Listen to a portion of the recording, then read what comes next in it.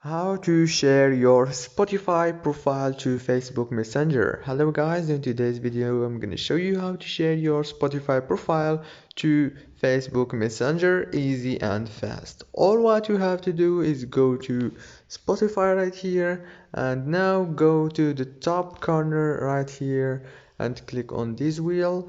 Now go to your view profile right here, click on your profile and now click again in the top corner and choose those three dots.